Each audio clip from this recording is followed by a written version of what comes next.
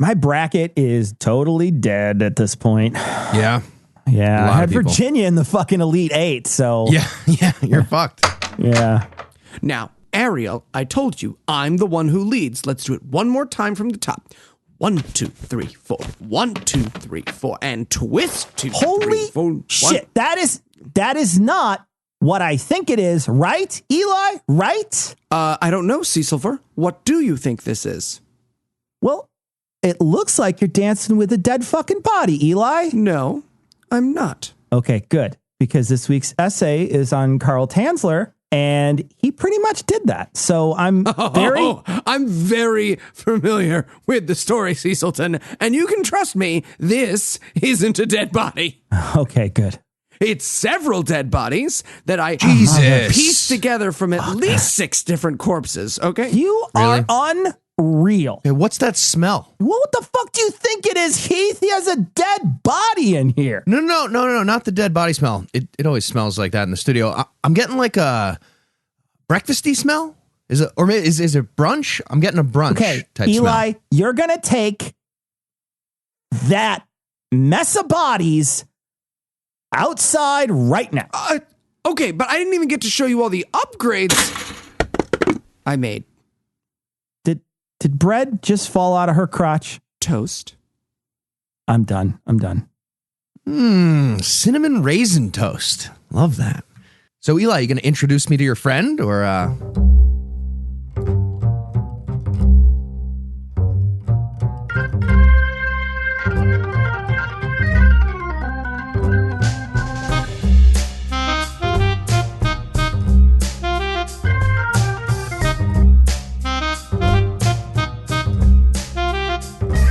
Hello and welcome to the Citation Needed podcast, where we choose a subject, read a single article about it on Wikipedia, and pretend we're experts, because this is the internet, and that's how it works now. I'm Cecil, and I'll be obsessing over this episode, but I'm not alone in my delusions. Joining me today are 2 men whose combined expected lifespan, even in dog years, is as distressingly short as it is hopelessly futile. Eli and Noah. Yeah, I mean, to be fair, at this point, I'm pretty unethical to breed, so... Yeah. It's a little overly optimistic to think you could. Yeah, my goal is to just be more malignant than the tumors. Mission accomplished. Also joining us tonight are 2 men whose greatest hope to find and keep a woman will inevitably involve a shovel, Heath and Tom. Okay, I feel like you're being super judgmental about munging. Like every time I bring that up, you're super judgy about it. God, I don't want to know that. You don't. I'm going to have to let that one go. Unlike the women in my basement, I'm keeping sure. I'm going to keep those. And now it's time for us to pause and ask you for money, which we are doing, in which you are not terribly responsive to. And look. I know if you just want to lay there stiff and unblinking while we carry on this love affair with our audience that doesn't know we exist, that's fine. That's fine. We'll still love you. Sitting outside your window all night, drinking coffee, eating Cliff Bars, and masturbating to your shadow silhouettes isn't free. Just got to remind that. We need gas and bail money, mostly bail money. Our patrons help us stay free, even if that's a terrible idea, which it is. I'll remind everyone it is. And if you'd like to learn how to join the ranks of our unintentional bail bondsmen, be sure to stick around till the end of the show. And with that out of the way, Eli, what person, place, thing, concept, phenomenon, or event will we be talking about today? Today, we'll be talking about Carl Tanzler. And I want to pause here and say a few words. You know how everyone's always like, oh, Eli's so wacky. Eli's always playing pranks. Eli's trying to see which frozen foods he can fit in his ass. Eli jerks off watching videos of car crashes. Whatever. All true, all true. But at least I didn't pick this topic, okay? Patrons, Emily, and Ravon did. So remember that. Just remember what that says about Tom and Emily and Ravon. Ravon. It's Revan. Revan? It's Revan from the Old Republic of Star Wars. Oh, what kind of dork are you? Sorry. Jesus. Didn't realize. I figured it was Raven, like a Hot Topic girl, you know? Just like, obviously picking somebody like Carl Tanzler, just like black lipstick, powdered white Black fucking face makeup, black arms, black legs. That's a black person. Or a rotting person. We know that person is not listening to our show. Pause, 2, 3, 4. And they're certainly not a patron. Pause, 2, 3. All right, Tom. Got a clean you cut. chose this article out of all possible suggested topics by patrons. This is the one you wanted everyone to know about. Yeah, Should we begin regretting this now? All right. Admittedly, the story of Carl Tanzler is not for the faint of heart, or it those with faint heartbeats. But it's weird as hell. I kind of like weird. Yeah, you know, that's evident. Of course you do. So tell us, who was Carl Tanzler? I think Carl Tanzler was really just a misunderstood man who loved maybe a little too deeply Cecil. And for that, history will remember him not as a hopeless romantic, but only as the necrophiliac weirdo that he actually was. Why can't it be both, Tom? We're creating history right now. I'm just saying, Eli feels attacked. Thank you, Noah. Thank you. Yeah, this week you're going to need the Tor browser if you want to read about the topic. And we're only accepting donations in unmarked, non-consecutive Bitcoin or Monero. I'll take consecutive Bitcoin. Consecutive Bitcoin's fine. I don't think it's quite that bad. Carl Tanzler was born on February the 8th, 1877 in Dresden, Germany. And that's about the only normal thing that he's actually known for. Not much happens until he's 43. He marries a woman named Doris Ann Schaefer and has 2 kids. Although I guess only one of those kids was a keeper because the other one died at 10 from diphtheria and also from the misfortune of having been born in the past. Turns out we're all were born in the past, though. That's not what I meant. And you know what? You just got Black Mirrored. Ouch. Always getting Black Mirrored. That shows the truth. Only if you're afraid of technology, I guess. It's happening and we all think it's funny. Yeah. All right. It's only happening to people who are afraid of technology. All right. So Carl Tanzler traveled to Australia. And this turned out to be a bit of a tactical blunder because while in Australia, a minor world war broke out and Australia decided that the best part of valor would be to stick him and everyone who enjoyed schnitzel into a concentration camp. And then eventually ship him to a jail in Trial Bay, which sounds like it was Australia's version of Alcatraz, actually. Those emos sound ruthless, though, don't they? Emus. See, the whole concentration camp thing sounds bad, but think about it, like the other option was Gallipoli. All right, now Tanzler, for his part, wasn't terribly appreciative of his internment, and he tried to build a secret sailboat to escape. Nice. Which I love because the words secret and sailboat are right next to each other in that sentence. And I rather have to hope that the sailboat that he made was made entirely, or at least maybe mostly, from coconut husks. How is it secret? She's like, hey, why does your Marilyn Monroe poster have a mast and a spinnaker sticker? No reason. That's a mizzen mast. Thank you very much. It is in the morning, and then you go pee. It's like, whatever. So the war ended before he could attempt his escape. And that, I got to tell you, that's genuinely disappointing because I really want that alternate history where this happens. And he was released, but he was not allowed to return home. In fact, none of those jailed in the internment camps were allowed to return home to their native countries. It's some bizarre post-World War I rule. Instead, he was sent to Holland as part of a prisoner exchange. While in Holland, he learned that his mother had survived the war, and he spent 3 years with her before emigrating to the United States with his family, whom he promptly abandoned. I'm sorry, wait. What World War I rule was this? Like everyone's drunk racist uncle gets to send you where you go? Just like, I'm German. Great. Back to Holland you go. Give me a kiss. Have fun with your shoes and your illegal drugs. Clippity clap. Carl settled in Key West, taking a job as a radiology technician at the U.S. Marine Hospital. And he claimed that he had 9 advanced degrees. In fact, he did not have 9 advanced degrees. He totally did not have them. Well, I have one in history, one in math, homeroom. I have one in that, astrology, neology, Bioshock Infinite. Still hook shotting Lamanites. It still works. It carries through. Now, the others that he worked with at the hospital thought he was eccentric and egotistical, and he didn't have any close relationships. But that's probably not his fault, since all the people he worked with were distressingly alive, which it turns out was not Tanzler's doing. It feels racist, doesn't it? Like, I don't enjoy fucking white people, but I still get along with them at work. And I still even fuck them sometimes. It's about tolerance. You get along. Lactose intolerance in this case. It's interesting. After this episode, do you think anyone would pick up a bottle of Tanzler's jam? Do you think they would buy that? We'll see. Wait till the end of the episode and let us know. You let us know. Maybe preserves. Preserves. Bravo. Strawberry.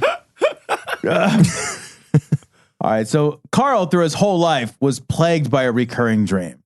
Now, I know that's not very unusual or terribly interesting because dreams aren't, but this one was of him running around the concentration camp in his underwear, certain he was late to something. These dreams were visions of a beautiful, dark-haired woman that he thought was going to be the love of his life, and who he also was convinced was his late ancestor, Countess Anna Constantinida von Kosel. What? It's a weird combo of things just now. And that would maybe just be kind of stupid and naive and harmless and only incest creepy. Judgy. Had he not also run into a patient by the name of Maria Elena Milagro de Hoyos? This, Carl decided, was the literal woman from his dream. Just say you come here often? Stupid. That was stupid. It says it on your chart. You come on Tuesdays. Shit. Except that he met this woman at the hospital that he worked at, and she was sick with tuberculosis, which was nearly always fatal at this time. Okay, I mean, I get that. Like, I love a woman with a good cough. You know what I'm saying? Like that, like any kind of upper respiratory problem. That's good stuff. Nice wet cough. Tanzler immediately became obsessed with Hoya, like you do when you think she might be the reincarnation of your long-lost love, Countess. It's just like, let me ask you, do you believe in soulmates? What about reincarnated incestuous ones? This is a deep cut. This is a deep cut. It's like show me your dick, like nobody gets it, but you should. Now, Tanzler decided he was not only madly in love with Hoya, but that he could cure her of her tuberculosis. He set about on his mission to cure Hoya, which he had to convince her that he had the ability to actually do. But remember, he was just a radiology tech. He wasn't a doctor. Side note, he wasn't a radiology guy either.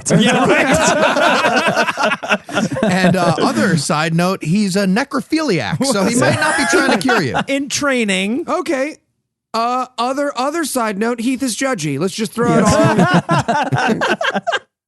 all. Nonetheless, Hoya, probably weak from tuberculosis and scared, believed Tanzler when he claimed that he had vast medical knowledge and could cure what ailed her. He made a host of improvised tonics and potions, and he treated Hoya with electrical and radiological equipment that he brought to her house. Okay, I'm going to zap out the tuberculosis. I'm going to do it through your nipples with this car battery. So just hook those up. That's what this is for. And so, at first I wondered, how is this even possible? But then I read an article later that said that Tanzler convinced his superiors at the hospital to just let him borrow shit from the hospital to experiment on her. Because nothing says love like, oh, here, maybe this will work. Here, maybe this will work. That's inscribed on every promise ring a daddy gives his daughter. And let's face it, here, maybe this will work was also the dominant medical philosophy of the day.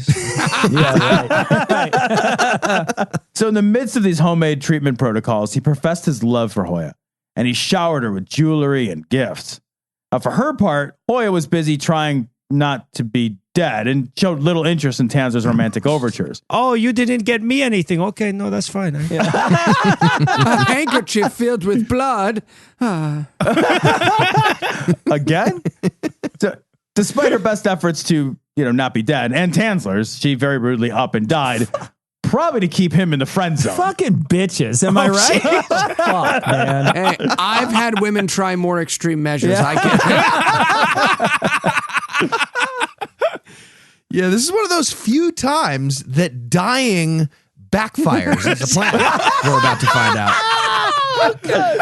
Well, on that note, let's take a quick break and play the music for Apropos of Nothing.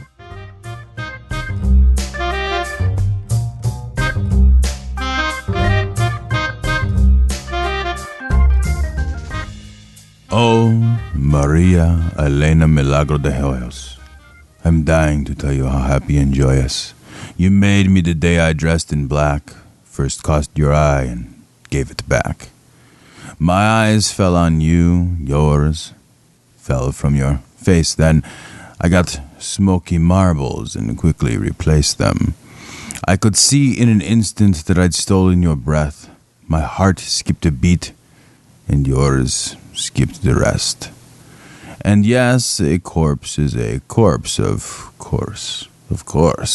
But my joie de vie comes from your joie de mort. And they say that it is wrong to so love the deceased, but love is undying, and I still want a peace.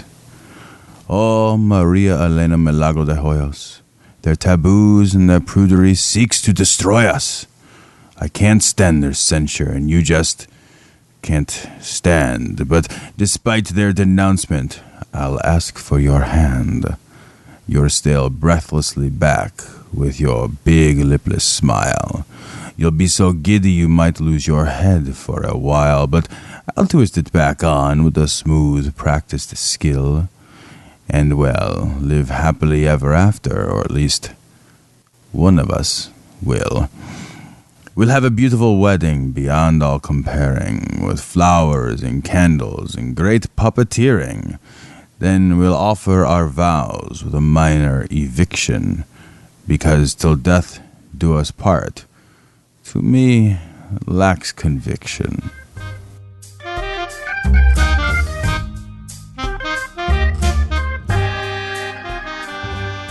I'm quite sure whatever that was in good taste and proper form. So let's unearth the rest of this story, Tom. All right. So Tanzler, reading this death is perhaps playing a little hard to get, paid for her funeral and had a large... Not actually that hard to get as it's going to turn out. They're easy to catch. Hard to keep, though. Yeah. A lot of upkeeps. The maintenance costs are a bitch. Oh, man. She's high maintenance the way she keeps rotting like that. How many hours do you put on your makeup? How many hours? So he had a large above-ground mausoleum constructed so that he could visit her corpse. Nice. And he did. Almost every night, in fact. And Tanzler claimed that Oya's spirit would sit with him and serenade him with song as he kept his fucking weirdo vigil in the mausoleum.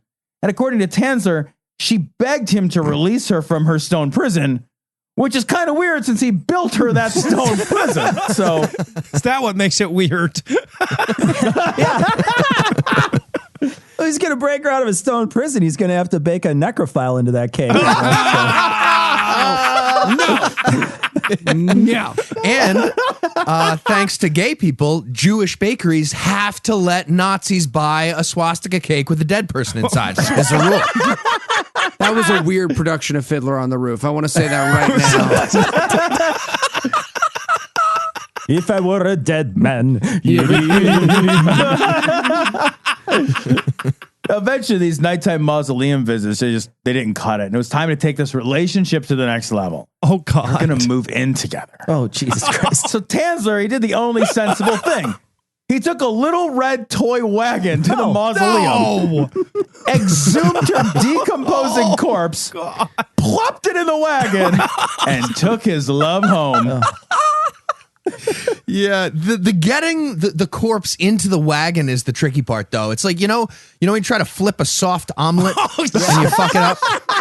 Heath, you have to grab the handle backhand, and it's all on the wrist. I showed you this the last time we were moving that dead girl. I totally showed you this. To be fair, Heath probably Western missed grip. the hint that she was dead. Nope. I caught it. So the only problem is in the heady rush of this new relationship, Hoya had begun to let herself go and was basically just a pile of rotting meat and bones. Oh, fuck's sake. I could just see him spending the whole night chasing around stray dogs like a game of necrophilia whack-a-mole. Where he's like, drop that ankle, mister. You will drop that ankle. Doesn't want to pick it up because it's all slobbery. Ew. Gross. So Tanzler, very lovingly and not like crazily at all, like pieced her together with wire coat hangers. Oh, What? And He replaced her rotting eyes with a contemporary smoky eye look made of glass. Nice. It's a YouTube videos on it. Watch them. Yeah. Knowing that the way to a woman's heart was through her stomach, he filled her abdominal cavity with rags and smoothed her death-ravaged skin by replacing it with wax-soaked silk and plaster of Paris. Nice. That's called raper mache, I believe. Or rapier mache. Once her hair fell out from her rotting skull, he fashioned a wig from the hair that he had left, and she was just about as good as new. Maybe even better. It's hard to say. Can't tell for sure. Oh, and he also did this work in a secret lab that he built inside of a fake airplane in his backyard. Just normal guy stuff, like man cave shit. So did he rebuild the cockpit on both of these too? Okay, this is like the 9th craziest thing a guy on this podcast has done to impress a woman. So I don't know why we're all acting like this is weird. Now, Hoya, for her part, liked to spend her days as a stay-in-bed wife. Tanzler, well, he liked her to dress up a bit, so he put her in stockings and jewelry and gloves and probably a massive amount of Axe body spray to cover those pesky rotting odors. And their love remained intact, or very nearly so. And even though Hoya would sometimes fall to pieces, Tanzler was always there to put her back together. Just sitting at breakfast. What's wrong, honey? Cat got your tongue? Drop it. Drop it. Slobbery. It's just like weird. She always falls apart the same time every month. It's just I don't want to make a deal. It's just like it's always. Do you think maybe that it's no? It's fine. Jesus. All right, everything would have gone just fine if it weren't for those pesky kids. Oh, geez. You see, Tanzler was also in the habit of dancing with his boo, and locals began to be a little suspicious when he stopped visiting the mausoleum, bought a lot of women's clothes, and was seen dancing with what appeared to be a giant doll in the window. Wait, hold on. Let's just dwell on that for a second. This guy became suspicious to people when he stopped listening to a singing corpse at the mausoleum. That's when he became weird.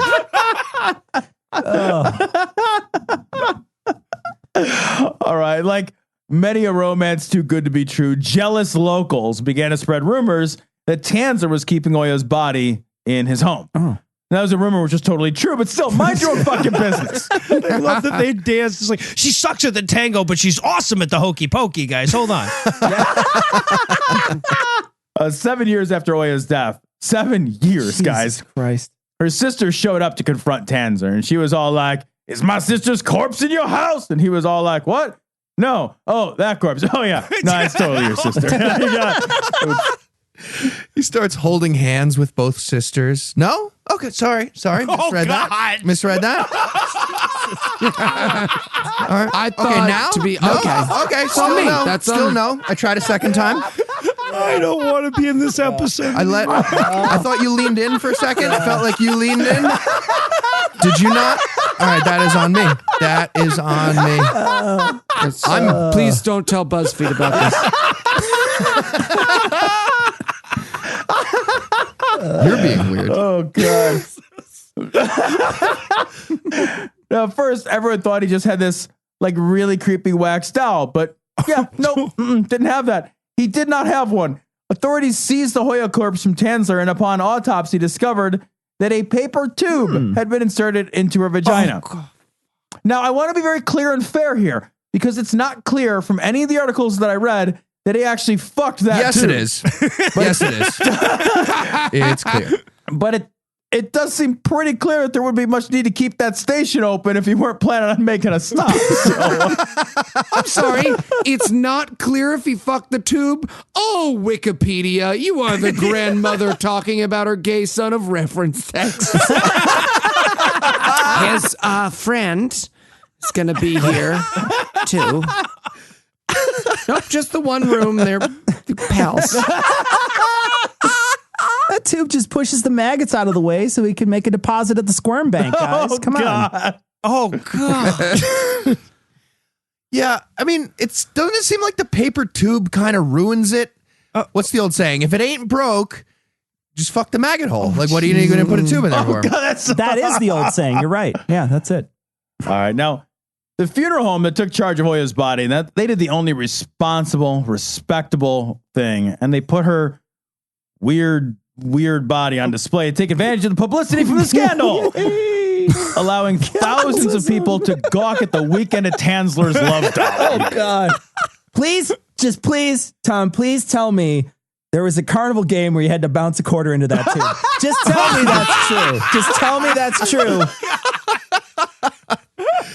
Oh, man, that's fantastic. I'm actually picturing a table of corpses, and you have to get a ping pong ball in one of the tubes, and you get a goldfish You get or a whatever. corpse. It's weird. They've got the hung up ones towards the top. You get a big corpse. You get a fat girl if you get it in. Tanzer was put on trial because fuck, ew. Judgy. Thank you, Cecilton. The charge was wantonly and maliciously destroying a grave, probably because some poor law clerk was like flipping desperately through the books trying to find something more substantive to charge him with. And the media, they just ate this thing up. How do we not have a law for They're this? just like looking, they're like, nobody does this. We didn't know we had to say no to this. This didn't seem. We're going to call this the Tanzler from now on.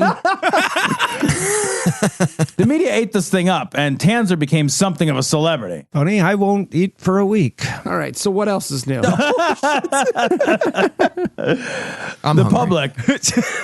The public, for their part, in fact, mainly women, was generally sympathetic to him, calling him a romantic eccentric.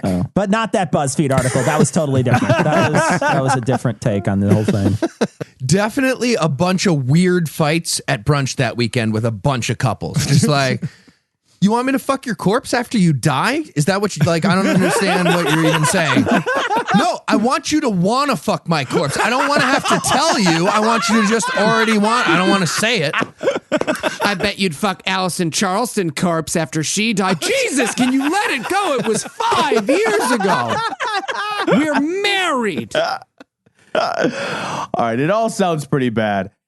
Except, like, Tanzer revealed in court that he had a pretty solid plan around this. Now, he knew she was a corpse. He wasn't deluded about that. But he intended to use an airship to take her into the stratosphere where sweet, sweet, life-giving radiation would penetrate her dead tissues and bring her back to life. What? Yeah, right? Whereupon one can only presume she would awaken, blind in terrible agony without organs, covered in wax, and with a bounty roll shoved up her twat. Yeah. So It is the quicker picker up. So, yeah.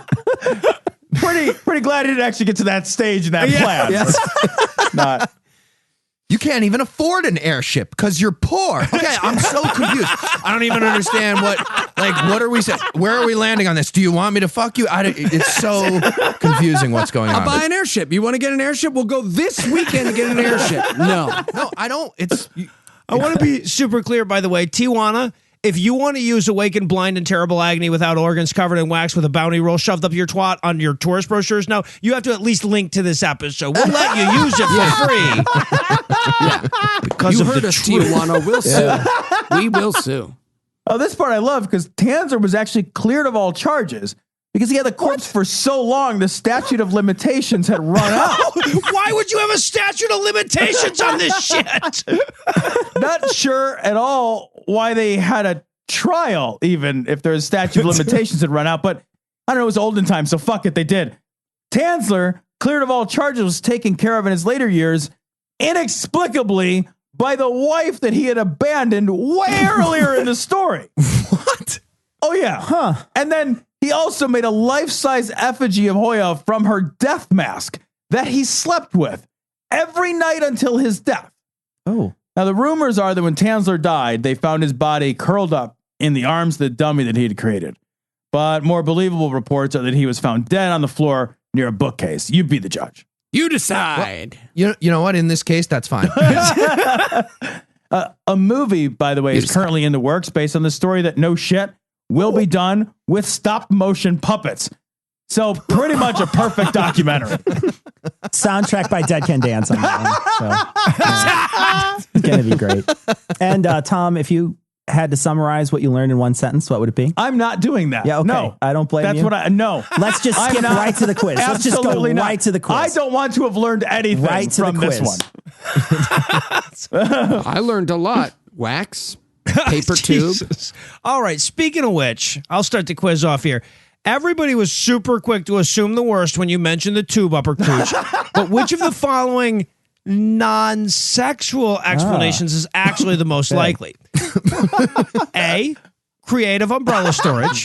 Those things will get You got to make sure it's all the way latched. in the right spot. You gotta, so, Don't open them in the house, or You just Mary Poppins or hoo-ha. You know, you're just like, it's bad luck if you open it in there. Great. Now she's Italian. come on, it's not that big. I went through like 19 races and cultures before I landed on Italian. You like Italian's good. I can do Italian and get away with it. Yeah. that was A. It's wetter than a London fog in there. Spoonful of sugar.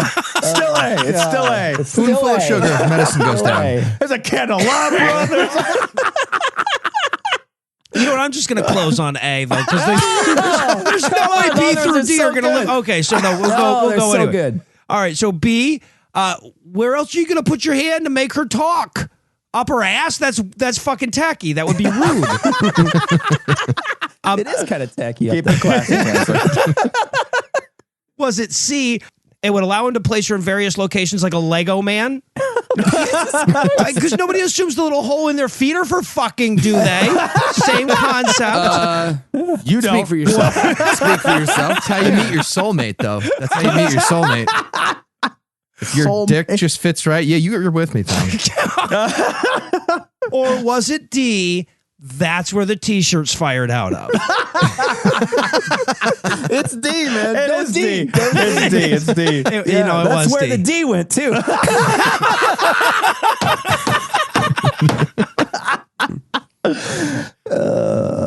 All right, Tom, which of the following is a true statement about Carl Tanzler?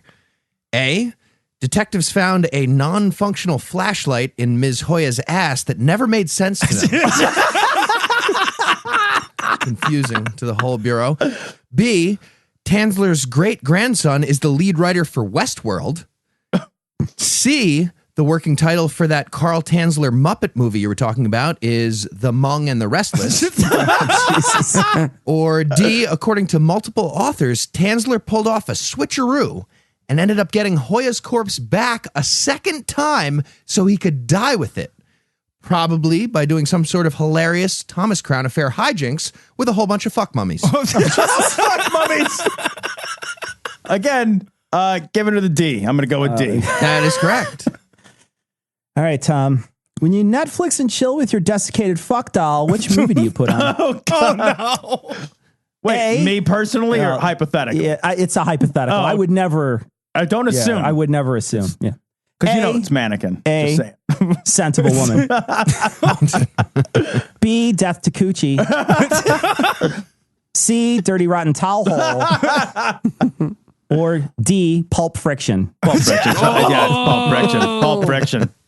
All right, Tom, what was the first song on Tanzler's necrophilia playlist? Was it A, Rock Your Body by Justin Timber Fake Vagina? Oh, Jesus. B, Can't Get It Out of My Dead Wife by ULO. Terrible. I don't even. C, Your Body is a Wonderland by John May or May Not Be Fucking Your Dead Sister's Ghost. That's the best one. All right, that's that one. It's C. That's great. That's it. That fucking is wrong, I think. Whatever. All right. The winner's Eli. He's probably going to pick somebody he absolutely hates. Eli, who are you going to pick? Going with my BFF, Cecil. Damn it. God. Ooh, ooh.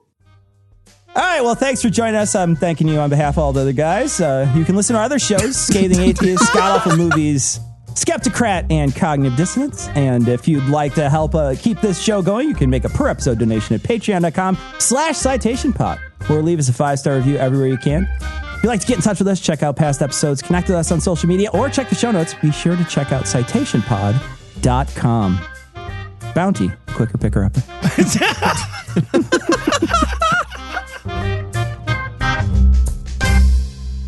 Oh man, cinnamon raisin toast with Nutella. The best. Heath, Love it. I didn't put Nutella in there. Okay, still. Don't ruin this for me.